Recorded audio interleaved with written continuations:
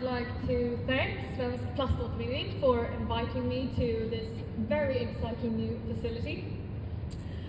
I have seen brand new technology and machinery today, and this is such an important step in creating a more circular economy worldwide, starting here in Sweden. And I'm very happy to be participating in the inauguration of this high capacity and high technology recycling plant, the largest and most sophisticated sorting facility in the world. A great contribution to keeping Sweden at the forefront of sustainability. Sweden will reach all the way to net zero emissions by 2045, and the transition to a circular economy is a key factor for that transition. Half of climate change globally is attributed to resource extraction. Transitioning to a circular economy is vital to combat climate change. And that is why recycling technology is such a crucial element of the climate transition as well. And this facility will both increase the recycling capacity by 200,000 tons per year, and perhaps most inspiring, it is able to separate 12 different categories of plastic from each other, as we heard. And this vastly increased the ability to transform the plastic waste into usable raw materials for new products. Now, the technology in this facility is so important because in our country, at least 1 million tons of plastic waste is energy recycled, or burned, so to say, each year. That is quite a lot, 1 million tons of plastic waste. And that represents at least 3/4 of all of Sweden's plastic waste. And to recycle the material in the plastic waste, it's of course a much more efficient use of our resources than to burn it, even if the heat is put to good use. And it is vital that we utilize every resource extracted from our planet to its maximum potential, and that is true for both energy and materials, regardless of whether the source is fossil-based or fossil-free. Faced with the climate crisis, all resources, materials and energy must be managed responsibly and frugally.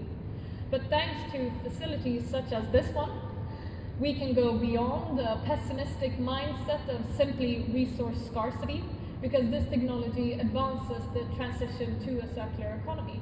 It enables us to go through this period of climate transition while maintaining our high standard of living and while continuing to use the great variety of beautiful and practical products of our modern day life. This facility and its technology enables our society to be both prosperous and truly sustainable. Now, we all owe a debt of gratitude to the technicians, engineers and investors and workers that have made this facility possible. And its contribution to climate transition is characterized by hope and optimism, I would say. And as a policymaker, my main responsibility is bringing about the climate transition to be an enabler, to ensure that the right framework is put in place, both by speeding up permitting processes and getting rid of unnecessarily restrictive and outdated legislation for a climate transition, and to directly public fund certain essential investments, such as this one invested in by Klimat. It is, however, of course, not the politicians, but the engineers, technicians and sustainability managers who do crucial dirty work of the climate transition.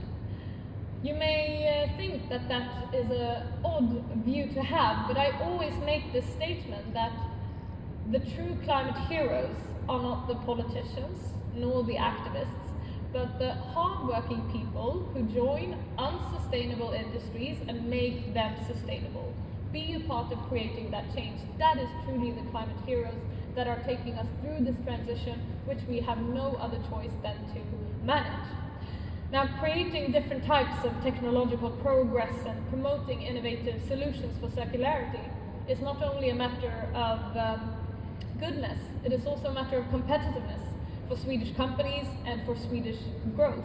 Economic growth, industrial growth, it is absolutely dependent on making use of the opportunities that also come of climate transition.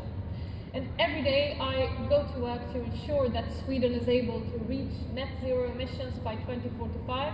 And because of that, it is an honor to take the time to be here today, because today sustainability is created by Svensk Plaståtervinning, and I have no doubt that this will be a success for you and your partners, and of course the climate transition as a whole. So congratulations on this achievement, and thank you.